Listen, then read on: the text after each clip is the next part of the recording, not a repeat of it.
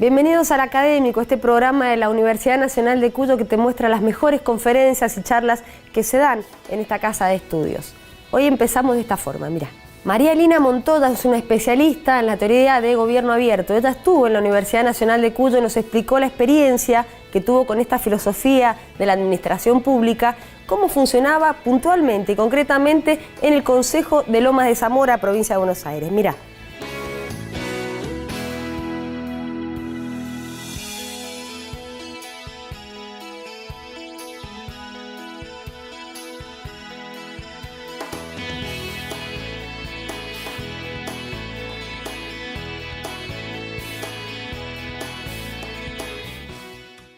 Argentina actualmente tiene como eje o tiene muchísimo énfasis en políticas públicas vinculadas al gobierno abierto y hay una gran vinculación entre las políticas nacionales, provinciales y locales. ¿Esto qué nos genera? Nos genera un escenario óptimo para la implementación del paradigma y también hay una comunicación en donde este tema que ha sido tan ajeno y que yo planteo que todavía sigue siendo ajeno y que tenemos muchísimo desconocimiento sobre la materia, se empieza a colocar en un escenario en donde las resistencias se están teniendo que romper a punta de eventos, capacitación y a punta de prácticas. A punta me refiero a partir de estos tipos de hechos. Y en este contexto se ha generado un aumento estadístico, sustancial de implementación de políticas de gobierno abierto, políticas abiertas y prácticas de gobierno abierto. Ahora, volviendo a lo que te decía, ¿en qué momento cuando vemos la vinculación entre la teoría y la práctica? A mí me surgía la pregunta que ha surgido en muchos municipios, ¿y cómo? Buenísimo, está el paradigma y cómo lo implementamos. Y en ese contexto surge en sí el debate mismo que no puede desvincular ni a la teoría ni a la práctica. Si vamos a decir cómo vinculamos, cómo implementamos el gobierno abierto, tenemos obligatoriamente que ir a ver qué entendemos por gobierno abierto, porque no podemos implementar políticas de gobierno abierto si no tenemos claro el contexto teórico que estamos tomando. En ese ámbito, desde el portal Gobierno Local, que después pasó a la Dirección Nacional de Capacitación Municipal de la Secretaría de Asuntos Municipales, nosotros pensábamos, y aquí nosotros tenemos el paraguas del gobierno abierto, paraguas le pongo entre comillas porque no es parar aguas, sino cómo lo vemos, y lo vemos en un amplio ámbito del acceso a derechos, que en este instante no voy a profundizar en ello, en una relación permanente entre la transparencia, la participación ciudadana, la colaboración, bajo la línea del acceso a la información y en un contexto territorial. ¿Por qué voy a hacer énfasis en este ámbito, en el contexto territorial? Porque es que es en el territorio, no en la idea del territorio, en el espacio en donde el gobierno abierto se va a materializar. Cuando hablamos gobierno abierto a nivel nacional, tenemos que pensar que esa idea se materializa en algún espacio. ¿Y en dónde se materializa? En los contextos territoriales que finalmente van a ser en donde van a estar los gobiernos locales trabajando específicamente. Entonces, si nosotros pensamos el paradigma de gobierno abierto en esta interrelación de estos ejes con los conceptos que los vinculan, en donde está la rendición de cuentas, los datos abiertos, las diferentes herramientas de participación ciudadana y la colaboración inter e intrainstitucional, tenemos que pensar en el contexto territorial. Y si pensamos en el contexto territorial, viendo el territorio desde una perspectiva amplia, el territorio comprendiéndolo como aquello que representa, las representaciones simbólicas de quienes lo habitan, y ahí tenemos que pensar que entonces los contextos territoriales van a tener una idiosincrasia, van a tener un contexto político, un contexto económico, un contexto productivo, los gobiernos locales van a tener diferentes tipos de recursos tecnológicos, humanos, capacidades de gestión. Ahí vendríamos a pensar entonces el cómo. Y el cómo tendríamos que definir las herramientas y el contexto territorial del ámbito subnacional para poder pensar cómo aplicar ese paradigma, para generar prácticas innovadoras. Y en este ámbito hay dos líneas que quiero comentar. La primera, cuando tenemos el cómo implementarlo, lo primero que tenemos que pensar es cómo lo vamos a hacer en el contexto territorial, pensando en la heterogeneidad de los contextos. Y esto nos va a permitir unas ventajas y unos grandes problemas. Las ventajas: si vos pensás una política de gobierno abierto en tu contexto territorial, si lo pensás específicamente a las herramientas que tenés, vas a tener procesos de innovación, vas a generar una autonomía, vas a promover el desarrollo local. Eso te va a fortalecer una implementación que va a poder ser permanente en el tiempo. Ahora, si nosotros no tenemos claro el concepto o el eje teórico que vamos a implementar, ¿qué sucede? Yo había pensado y decía una bolsa de gatos, iba a estar una ensalada conceptual y después dije, bueno, no, mejor un círculo donde hay un montón de conceptos que terminan siendo conceptos vacíos. ¿A qué me refiero? Si nosotros no tenemos un contexto teórico, una línea de cómo comprendemos el gobierno abierto, vamos a terminar hablando de tecnologías, de gobierno electrónico, de datos abiertos, sin tener sentido de lo mismo. Y en ese contexto, ¿qué va a suceder? En esta posibilidad inmensa que tenemos de implementar diferentes prácticas de gobierno abierto, podemos estar haciendo cualquier cosa menos gobierno abierto. ¿Y aquí a qué me refiero? ¿Por qué vuelve de nuevo el contexto teórico importante? Porque cuando nosotros pensamos, y acá me voy a enloquecer un poco porque me emociono, cuando nosotros pensamos el gobierno abierto lo tenemos que pensar en el ámbito del Estado, en el ámbito de una construcción política, en el ámbito que es un paradigma que está replanteando los órdenes y las formas de gobierno que teníamos. Y si apuntamos tanto en paradigma para llegar ahí, a como herramienta, a replantear esos órdenes, que se puede decir que estamos generando procesos de redistribución del poder, en donde el Estado reconoce y se relaciona con sus ciudadanos, y a partir de este trabajo se co-construye, estamos hablando que el poder se redistribuye. Si nosotros no pensamos el gobierno abierto en ese ámbito, ¿de qué nos sirven los datos abiertos? Si no estamos vinculando a una ciudadanía para hacer una redistribución del poder. ¿De qué nos sirve utilizar tecnologías que, si bien nos pueden agilizar las herramientas de la gestión, no estamos pensando las tecnologías para el fortalecimiento del Estado? Si nosotros no pensamos esto en el ámbito del valor público, de la democracia y de un cambio paradigmático en las formas de gobernar, termina siendo un discurso vacío en donde el gobierno abierto corre el riesgo de ser una, voy a decir esto entre comillas, una moda o una herramienta marketinera, entre comillas lo quiero decir, en donde no se trabaja la esencia de lo político, que no es lo partidario, de lo político y la reflexión que tiene involucrada en el Estado, sino ponemos etiquetas de ser gobiernos que estamos aparentemente innovando, pero le ponemos etiquetas nuevas a prácticas que no están hablando de un cambio de paradigma. Entonces, en ese contexto, o sea, como que hay que estar atentos. Primer debate era este debate que se genera entre ¿cómo hacerlo? El segundo debate que hay, cuando no hay una relación, que igual se está articulando lo que decía previamente, entre la teoría y la praxis, aquí vuelvo a lo que estaba diciendo, nosotros estamos hablando de Estado, de democracia, de valor público, de política, y cuando hablamos de política vamos a estar hablando del poder y del control. Si nosotros no vemos la vinculación entre la teoría y la praxis, primero, no hay una redistribución del poder. ¿En dónde queda el paradigma? Segundo, se va a generar, y que a mí esto me parece grave, y aquí voy a tomar un poco, mover un poco la filosofía política, retrotrayendo a Foucault, a sociedades disciplinadas, en donde el Estado va a generar herramientas de control unilateral, con más herramientas, porque ahora tiene más herramientas que son las herramientas tecnológicas. O sea, tenés un acceso a la información y a los datos de los usuarios, y si no se aplica el paradigma en este contexto, vas a tener unas herramientas de control unilaterales, en donde el ciudadano va a terminar siendo instrumentalizado para el discurso de la redistribución del poder. O sea, si estos datos no dan una significación y no se puede redistribuir, generar una reciprocidad, termina siendo un discurso vacío.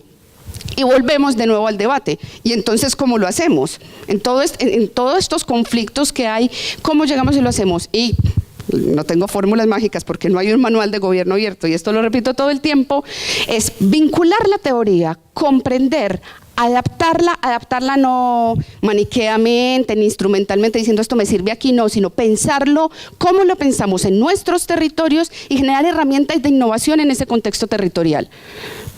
Ya voy, vamos a los casos. La siguiente pregunta, porque estamos hablando de parlamentos abiertos, entonces yo les decía, aquí vamos a llegar a los casos, pero tenía que contextualizar esto, yo me lo preguntaba, ¿se implementa gobierno en ámbitos legislativos? Y acá tenemos unos contextos. Cuando nosotros también incorporamos sistemas teóricos y los adaptamos o los embutimos, perdón la expresión, a las realidades latinoamericanas, muchas veces vamos a tener problemas de traducción, y uno de los problemas de traducción que teníamos con el concepto de Open Government era que se vinculaba cuando llegó el concepto solo al Ejecutivo. Entonces, ¿qué sucede? De cierta manera, todo el ámbito legislativo llega tarde, no es porque no se estuviesen haciendo cosas, sino en la práctica y en la forma de nombrarlo, como que se decía gobierno abierto y se imaginaba solamente ciertas entidades y el legislativo cri-cri por ahí saltando y no se vinculaba en cuanto a las políticas. Lo de por ahí saltando es una metáfora, ¿no?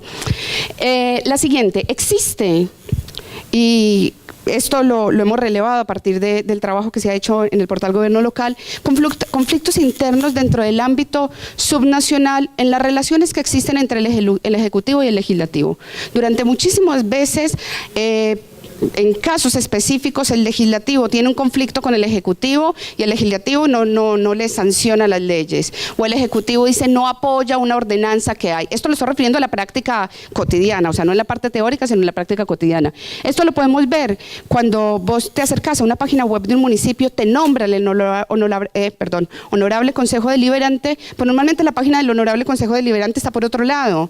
Entonces, como que de una vez te da la sensación de que hubiese algo dividido en ese contexto y que hay una falta de continuidad en las iniciativas, porque muchas veces se inician propuestas de consejos abiertos, están un par de años, después se desaparecen y eso sucede porque no está en el marco de una política pública.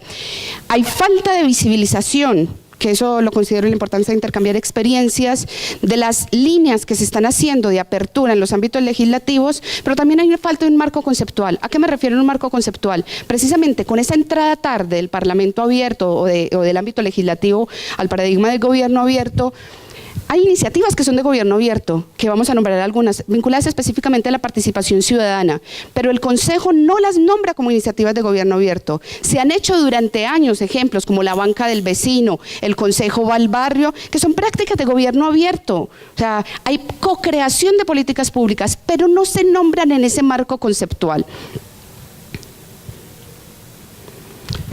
De los debates de la práctica, o sea, ya salimos del debate, ya casi, 2 minuticos más. Las generalidades, cuando se visitan, esto lo hice a partir de una revisión de casos, analizando las prácticas en consejos deliberantes y lo que observas en las páginas. La primera característica, hay o sea, se dice quiénes son los concejales, cómo están los bloques, hay una publicación en el boletín, no en muchos ámbitos, hay lados donde no se sabe qué hace el consejo, pero esto es como una generalidad que se puede dar. En cuanto al tema de la transparencia, nosotros actualmente tenemos 80 gobiernos locales que tienen ordenanza.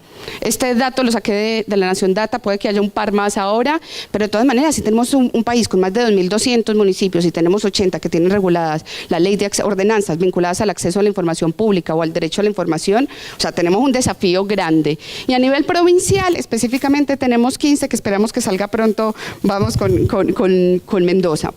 En ejemplos donde hay una política de datos abiertos, es en Córdoba, en donde hace 2 años se trabajaba el Parlamento abierto y habían hecho un acuerdo con Bahía Blanca para utilizar una plataforma de datos que se llamaba JUNAR. En este contexto, vale la pena resaltar el acuerdo intermunicipal, pero también lo que sucede es cómo esa iniciativa no está como tal, o sea, vos la ves publicada, pero no está vinculada directamente a la política de gobierno abierto de la ciudad. Entonces, otra vez te queda como, bueno, entonces una pata por allá y otra pata por acá. Esto era en cuanto a transparencia de datos. Después de participación ciudadana, tenemos ejemplos de parlamentos infantiles, que está buenísimo, porque si vos te pones a pensar, y aquí voy a decir algo bastante controversial, me pueden caer palos de una vez, lo sé, normalmente las ciudades están pensadas, me va a salir el feminismo, para hombres de edad media, de clase media alta. ¿Dónde está el mundo para los niños? ¿Dónde está el mundo para las personas que tienen movilidad reducida? ¿Dónde hay un mundo pensado para la diversidad de género? Entonces, cuando se piensa un parlamento desde una perspectiva de los niños, de los jóvenes, es cómo te estás pensando el mundo y cómo te estás pensando la regulación y gobierno de este mundo. O sea, gobierno de este mundo no me refiero a de los estados o de los gobiernos locales específicos. Después tenemos casos de mesas de participación ciudadana en donde se ha intentado apostar a la co-creación de políticas públicas. Ya lo voy a hablar más tarde en el caso específicamente de Lomas de Zamora. Teníamos el ejemplo de Con Ojos de Niño, que era un ejemplo que se había planteado en Montevideo, que después lo replica la ciudad de Rosario, la banca del vecino, que está en Turpungato, aquí en Mendoza, la banca del pueblo, el consejo a las calles, que está en Godoy Cruz, las mesas barriales de gestión local, que son varios ejemplos que vienen funcionando, y lo que tendremos que pensar es cómo se da la continuidad y cómo se enmarca en el paradigma. La Municipalidad de Lomas de Zamora es la segunda municipalidad en cantidad de habitantes y tamaño de la provincia de Buenos Aires. Tiene más de 600.000 habitantes y un territorio de 80 kilómetros cuadrados y tiene unas características de una variabilidad de un contexto socioeconómico muy grande y con muchísimos desafíos. Ante este territorio y esta gran cantidad de habitantes, está organizada en 20 delegaciones con un miras a generar un proceso de descentralización en donde desde el Ejecutivo se buscaba estar más cerca al ciudadano y se buscaba, porque la idea es como contar los desafíos y las problemáticas, precisamente lo que veíamos de no contar solo experiencias lindas, sino lo que venía sucediendo. Entonces, en este contexto, el cuerpo del Honorable Consejo Deliberante de Lomas aquí está representado. Lomas viene teniendo un gobierno de la misma línea política durante varios años. El Consejo Deliberante en este instante, su gran mayoría hacen parte del Frente para la Victoria. Y si nos ponemos a hablar del tema de gobierno abierto en Lomas de Zamora a nivel ejecutivo, no hay nada. Nada es nada. O sea, si se nombra siquiera de discurso, lo más parecido que nombran a algo gobierno abierto es modernización con un programa que se llama e-regulation, que no tiene nada que ver con la vinculación del ciudadano. Entonces, en un contexto como este, en donde estamos así, decimos, ¿y cómo se va a abrir el consejo? O sea, que volvemos a tener esa sensación de van por un lado unos y van por otro lado otros. En la idea del Consejo Deliberante, cuando me llaman a intentar hacer el proceso de apertura del consejo, yo llegué absolutamente optimista. Yo decía, bueno, vamos a hacer de todo. No, cri. O sea, en la vida real se enfrenta a ciertos tipos de desafíos que la idea es que los vamos a presentar aquí. El primer gran desafío que hay es un desafío político en cuanto a una decisión política y una resistencia al cambio. Vos hablas de gobierno abierto, inmediatamente se asocia a aquí va a haber problemas. Y en el Consejo Deliberante específicamente decía, pero bueno, si venimos haciendo las cosas así, venimos funcionando, ¿para qué vamos a meter estas ideas? Entonces yo dije, bueno, vamos a meterlas porque hay un montón de argumentos, porque estamos trabajando en un nuevo paradigma, porque hay una necesidad de participación ciudadana, porque los ciudadanos están expresando esto. No me daban mucha bola en ese contexto y lo primero que dije es, bueno, empecemos a hacer algo que sea más fácil. Si tenemos una ordenanza de derecho a la información pública, digamos, modifiquemos la ordenanza para que esté más acorde a las necesidades, para generar una oficina para el acceso a la información pública, que lo que implicaba era cambiar 3 artículos y no tocaba ningún interés político. Yo dije, bueno, no toca ninguno, va. Se hizo la propuesta, se hizo la modificación, está en estudio, hace 8 meses. 3 artículos que estoy diciendo, que el acceso a la información, si alguien pide información, no tienen que ser 15 días hábiles, sino 10, la solicitud de una oficina en donde se promueva el acceso a la información, y el siguiente punto que estaba diciendo era que tenía que haber un formato de la información que se entregaba. Vamos bastante tiempo ahí. El siguiente, el rechazo a la apertura del espacio, a la participación ciudadana real. Cuando estamos pensando en un consejo abierto, la primera propuesta que hacía, yo mirando otras experiencias de otros municipios, de salir el consejo a los barrios, a las delegaciones. No, esto implica una logística altísima, implica unos costos, algunos concejales quieren ir, otros no, si no hay quórum no se puede. Bueno, pero yo seguía remando, vamos. El temor a compartir la información. Aquí hay un tema que por ahí es delicado tratar, lo voy a tomar como con comillas porque no quiero después conflictos, pero es a gritos abiertos. El RAFAM. Aquí hay varios mensajes. El RAFAM es el sistema provincial que habla sobre cómo se recaudan los recursos, la parte administrativa. Es un sistema que tiene una característica que está unificado y hay interoperabilidad, y en su posición todas las partes o sea, todos los integrantes y funcionarios públicos de un municipio tienen acceso al RAFAM. Cuando se empieza a hablar de transparencia, en el caso de Lomas, no les va a gustar mucho como lo estoy echando al agua, pero el caso es el caso, ningún miembro del Consejo Deliberante puede entrar al RAFAM. Y el Consejo Deliberante está diciendo, bueno, o sea, si se supone que estamos en un ámbito de funcionarios donde tenemos acceso público como funcionarios, ¿por qué no? El Ejecutivo dice, no se entra al RAFAM. O sea, tenemos este tipo de debates, que hay un temor de compartir la información pública, información que se puede acceder, que es una información de una plataforma que está dada a nivel provincial. Y el último, hay una falta de articulación en los poderes, que yo lo había planteado también en la mañana, que en el caso específico de Lomas genera varios conflictos, en donde el Ejecutivo y el Legislativo no tienen una relación ágil, digamos, para colocar una palabra, y en ese contexto los procesos de las regulaciones, de las ordenanzas y las necesidades que presenta el Ejecutivo tienen demoras y tienen bastante conflictos internos. Ahora, en todo este escenario decíamos, vamos a hacer algo de apertura, no es exactamente el escenario más motivador. pero logramos hacer algo que me parece a mí muy interesante. Cuando dijimos, bueno, listo, por normativa no nos están dando bola. Cuando hablemos de transparencia, acá también hay mucha resistencia. Vámonos al territorio. Vamos a hacer mesas de participación teniendo en cuenta las delegaciones y los delegados, que en este contexto son patitos feos, y lo digo con muchísimas comillas, porque muchas veces no les dan bola en el mismo ámbito territorial y todos los vecinos van contra el delegado porque es su primer referente del Estado. Bueno, aquí no pasa nada. Trabajamos con los delegados y dijimos que organizásemos unas mesas. Primero, la idea era barriales, pero después las vinculamos con las delegaciones. ¿Cuál era la propuesta de las mesas? Abrir organizaciones barriales, clubes de fomento, vecinos y escuela. Y lo primero es sentarse y definir qué necesidades tenían. Y a partir de esas necesidades hicimos una clasificación en diferentes tipos de mesa. Los objetivos de las mesas que nosotros los pensábamos era, uno, tener un espacio de formación ciudadana, porque si pensamos el gobierno abierto y queríamos abrir y no pudimos hacerlo desde el gobierno, entonces vamos a hacerlo desde los ciudadanos. Una formación ciudadana sobre sus derechos y sobre cómo ellos sí podían entrar a generar políticas públicas. Y nuestra máxima era lograr hacer una política pública realmente co-creada. Yo vengo de la formación de la antropología, entonces como antropóloga cuando yo hablaba y pensaba que una política pública realmente co-creada, yo me imaginaba sentados en la mesa escribiendo a 20 manos y todo el mundo me decía, no, esto no va a pasar, pues pasó, vamos para allá. Estas mesas de participación ciudadana que tenían su objetivo de formación, pero su objetivo de trabajar un gobierno abierto en una práctica, en un contexto territorial y vinculando a los vecinos, se lograron clasificar en mesas temáticas. O sea, el paraguas son las mesas de participación ciudadana, pero a partir de las trabajo en las delegaciones se trabajaron estas mesas. Unas mesas de gestión barrial, pensando específicamente en las necesidades de los barrios, y ahí tenemos problemas gravísimos porque tenemos barrios donde no hay cloacas y el gobierno abierto puede trabajar un montón a diseñar programas que puedan ser, pero el gobierno abierto de un día para otro no te saca una cloaca. Y hay problemas gravísimos con problemas de inundaciones, con problemas de, o sea, estamos trabajando en el ámbito cloacal, basuras. Bueno, nos estamos inundando, ¿qué podemos hacer en este contexto y cómo lo estamos viendo?